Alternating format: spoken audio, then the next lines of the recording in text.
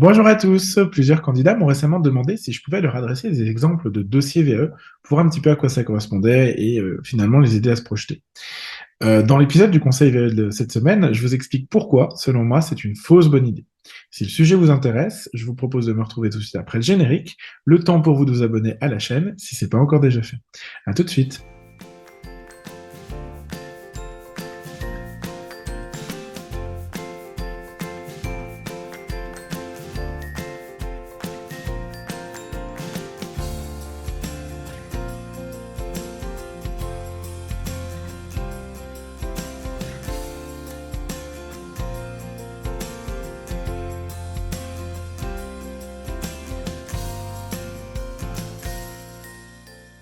Bienvenue pour ce nouvel épisode du Conseil VE de la semaine. J'espère que vous allez bien. Si vous êtes nouveau sur cette chaîne, je suis Julien Carr, je suis ingénieur de la formation et des compétences. C'est un Master 2 que j'ai obtenu par la VAE. Je suis également coach professionnel et mon métier, c'est le développement des compétences pour adultes au travers le coaching, la formation et bien sûr la VAE. J'ai accompagné à la VE depuis maintenant 2015 sur tout type de diplôme, tout domaine et tout niveau. Et dans ces épisodes, eh bien, je vous partage tous les vendredis un maximum de retours d'expérience, de trucs, d'astuces et de bonnes pratiques pour vous aider à vous lancer du mieux possible dans la démarche et je l'espère de tout cœur, la réussir. Alors avant d'entrer dans les raisons pour lesquelles je vous recommande de ne pas consulter d'exemples de dossiers VAE, j'ai conscience que, je voulais vous le dire, c'est important, j'ai conscience que souvent ça part d'une bonne intention des candidats. Je sais que quand vous demandez ou quand vous voulez regarder des dossiers, des exemples de livrets existants, souvent c'est vous recherchez un petit peu l'inspiration, voire même de confirmer peut-être ce que vous faites déjà parfois seul de votre côté. Et en faisant ça, vous cherchez tout simplement à gérer votre peur, peut-être de l'inconnu, de la page blanche et tout ce qui s'ensuit. Malgré tout, je crois vraiment fondamentalement que même si vous avez de bonnes intentions derrière, c'est une fausse bonne idée. Et je voulais vous expliquer pourquoi, parce qu'il y a au moins pour moi, je suis en train de les compter parce que j'ai oublié de le faire, 5 raisons vraiment qui font qu'il faut, à mon avis, ne pas en consulter, ou alors les consulter, mais peut-être sur des extraits, commenter, expliquer, analyser, voire carrément pas dans votre domaine, si vous voulez comprendre la façon de faire, mais pour ne pas risquer au moins 5 choses. Première chose, je voulais vous rappeler que chaque projet VE est unique. Si vous suivez cette chaîne depuis un moment, je vous apprends rien, hein, parce que je le rappelle vraiment très régulièrement, fondamentalement, aucun dossier VAE ne peut se ressembler parce que tout est différent. Quand je dis tout, c'est tout. C'est-à-dire, dans le meilleur des cas, vous pouvez avoir, prenons vraiment 2 personnes qui sont sur un même poste, dans une même entreprise, qui candidatent à la VE sur un même diplôme, auprès d'un même certificateur. Même quand j'ai déjà accompagné des parcours là-dessus, des différents candidats qui étaient sur cette situation-là, les dossiers n'ont absolument rien à voir dans le fond. Et même parfois dans la forme. Je vous laisse donc imaginer à quel point ça peut changer pour un dossier qui a absolument rien à voir avec votre parcours. Pourquoi les dossiers sont différents? Je vais quand même prendre 2 secondes pour vous expliquer ça. Tout simplement parce que vos parcours professionnels, vos pratiques professionnelles et a fortiori votre façon de vous exprimer à l'écrit sont uniques. Et il faut que ça le soit d'ailleurs, parce que le dossier, un dossier VE, on dit souvent, il vous ressemble, et souvent le jury, quand il vous rencontre, quand il met finalement un visage sur un dossier, il constate qu'il y a une forme de cohérence entre, bien sûr, la personne que vous êtes à l'écrit et la personne que vous êtes à l'oral. Et c'est ça que je trouve intéressant. Je vous rappelle d'ailleurs que l'un des objectifs du jury, c'était l'objet de l'épisode de la semaine dernière. L'un des objectifs du jury, c'est de vérifier que vous êtes bien l'auteur de votre dossier. Donc, c'est mieux quand ça fonctionne comme ça. Donc, rien que pour cette raison-là, la première, l'unique, le fait que chaque dossier est unique, rien que pour cette raison, vous ne devriez déjà pas compter sur des exemples de dossiers VE, mais pour continuer de vous convaincre, j'en ai encore quelques-unes.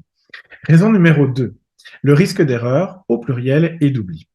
La conséquence du fait que chaque dossier est unique, forcément, ça va impliquer que vous partez sur une base qui ne corresponde pas aux exigences d'une part du certificateur et ou du diplôme, mais en prime, en supplément, c'est la double peine de votre propre expérience et de votre propre pratique professionnelle. Dès lors, ce qui peut se passer, c'est que vous allez reproduire quelque chose de l'exemple du livret que vous aurez vu, mais dans l'exemple du livret que vous aurez vu, les consignes du certificateur, du diplôme, même si c'est le même que vous, hein, par exemple, bah, ça peut comprendre un risque d'erreur parce que vous n'aurez pas la même pratique, parce que vous n'aurez pas la même consigne, le cas échéant. Et ça implique aussi ce que je vous dis dans le risque d'erreur, tout ce qui est hors sujet, notamment sur le référentiel du diplôme. N'oubliez pas aussi que, j'en profite pour vous dire au passage, que les référentiels de diplôme changent régulièrement. Donc même si vous avez un dossier sur un diplôme qui est similaire au vôtre, potentiellement le référentiel aura changé. Donc ça, c'est le risque d'erreur et le risque d'oubli, bien sûr, parce que vous pouvez, en vous inspirant de ce qui existe, carrément oublier un pan de votre pratique professionnelle. Et bah, le risque, c'est que ça ne correspond pas, tout simplement pas aux attentes propres à votre certificateur, à votre diplôme et à votre pratique professionnelle. Troisième risque, c'est celui du plagiat. Alors, j'en ai longuement parlé dans la vidéo, vous savez, qui s'appelle, enfin, vous savez pas, mais peut-être vous le dis, qui s'appelle Dire la vérité en VAE. Mais je vais compléter quand même deux, trois petites choses. À vouloir vous inspirer, et je parle même pas, bien sûr, là je suis dans le, je parle même pas de reprendre, voire recopier un autre livret. Même avec une bonne volonté, quand vous voulez vous inspirer, le risque c'est quand même de plagier. Je vous rappelle d'une part que le plagiat est interdit, d'autre part que vous risquez les sanctions administratives et pénales, et dans les sanctions administratives, bien sûr, bah, la non-obtention du diplôme, ça me semble la base, mais en plus l'interdiction de vous représenter à l'examen pendant une certaine période. Comprenez ceci, on a tous un style d'écriture qui nous est propre. Vous écrivez comme vous êtes, si je devais reprendre le slogan d'une célèbre marque de fast-food. Or, ce qui peut se passer quand vous lisez des passages d'autres dossiers VE, comme vous auriez vu en exemple, même sans les recopier textuellement, et même sans avoir l'intention de le faire, c'est que vous pouvez faire du plagiat malgré vous. Parce que vous aurez lu quelque chose quelque part qui vous aura marqué, vous allez le reproduire parfois même sans vous en rendre compte. Or, ça, on le détecte. Moi, j'ai des exemples assez classiques de candidats où je dis, mais là, c'est pas toi qui as écrit, c'est instantané. Et pas plus tard que la semaine dernière, j'ai un collègue qui me dit, oui, c'est vrai, j'ai repris. C'est aussi pour ça que je fais cette vidéo, vous l'aurez compris. Donc, on le détecte, c'est flagrant. Si c'est flagrant pour moi, ça l'est pour le jury. Et tout simplement bah, parce que voilà, le style change, la forme change, les fautes sont pas les mêmes. Enfin, il y a tout un tas de choses qui font que le fond aussi n'est pas le même. Donc, je vous rappelle que quand vous passez, quand bien même vous passiez d'ailleurs sous le regard, enfin en dehors du regard subjectif d'un jury, je vous rappelle qu'il existe des logiciels anti-plagiat auxquels on ne la fait pas. Et si c'est un dossier VAE qui a déjà été déposé dans une académie, ben, potentiellement, enfin dans une académie, une université, peu importe, potentiellement, on peut le retrouver. Donc prudence, le mieux c'est de partir de vous, parce que quand vous partez de l'analyse de votre pratique professionnelle, ben, il n'y a aucun risque de plagiat. Euh, Raison numéro 4 pour laquelle je vous déconseille de prendre comme ça un dossier, un exemple de dossier VAE, c'est le fait que ça peut vous faire peur, surtout au démarrage. C'est-à-dire que quand on voit, au début, je faisais ça au tout début de mes années d'accompagnement VAE en 2015-16. Je montrais un dossier finalisé pour que les candidats voient. Et en fait, les réactions des candidats horrifiés m'ont fait rapidement arrêter ça. Parce qu'effectivement, quand vous vous lancez dans la démarche, voir un dossier finalisé, objectivement, ça peut clairement effrayer. La charge d'un livret, la charge de travail d'un livret, elle est tellement conséquente que nous, quand on vous accompagne au cabinet, on prend soin de vous faire travailler finalement step by step, étape par étape, pour que ce soit indolore. Et finalement, en vous faisant travailler comme ça par petites touches, au fur et à mesure, vous vous rendez pas compte que c'est ce que vous êtes en train de réaliser, c'est un truc qui est énorme. Vous vous en rendez compte quand vous regardez dans le rétro pendant le parcours en disant, ah, bah tiens, oui, il fait déjà 40 pages, 50 pages, etc. Puis vous dites, ah, il me reste encore une activité, deux activités, deux missions, etc. Donc, en fait, si je commence à vous montrer des dossiers finalisés en entretien d'exploration, en réunion d'information, il se passe le côté catastrophe en disant, mais je pourrais jamais faire ça, j'arriverai jamais à faire ça. Alors que bien sûr que si les autres y arrivent, si moi j'y arrive, il n'y a aucune raison que vous n'y arriviez pas. Mais par contre, effectivement, avoir ce dossier finalisé entre les mains, alors que il a souvent été réalisé en plusieurs mois, parce que c'est une démarche réflexive, etc., c'est vrai que ça peut faire peur, et c'est normal d'ailleurs que ça vous fasse peur. Donc moi, je vous déconseille de prendre un exemple de dossier VAE, a fortiori quand vous n'avez pas d'explication, pas d'éléments de contexte, pour pas partir en courant et pas vous décourager. Parce que il y a rien de pire que dans une démarche de VAE, quand on a cette baisse de motivation et de se dire mais j'y arriverai jamais finalement à faire un truc comme ça. Bien sûr que si, vous y arriverez, sauf que vous allez y arriver étape par étape. Cinquième et dernière raison pour laquelle, selon moi, il faudrait éviter de regarder un livret VAE terminé, euh, ça concerne vraiment la procrastination. C'est souvent, en fait, une façon de procrastiner.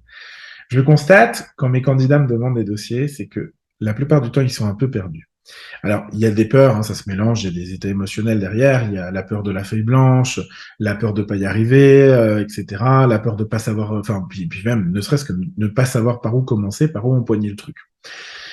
Or, là-dessus, c'est hyper traître. C'est-à-dire que vous avez l'impression, quand vous regardez un dossier de quelqu'un d'autre, d'être occupé, vous faites quelque chose, hein, concrètement, mais ce quelque chose ne vous rapproche en rien de votre objectif qui est, moi j'écris ma propre démarche VAE, ma propre analyse de pratique.